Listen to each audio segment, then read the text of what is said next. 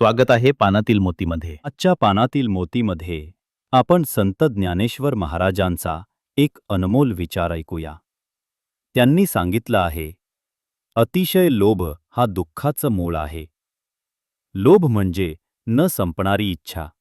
कितीही मिळालं तरी अजून हवं, अजून काही मिळालं पाहिजे असं वाटत राहिलं की मनाला कधीच शांती मिळत नाही.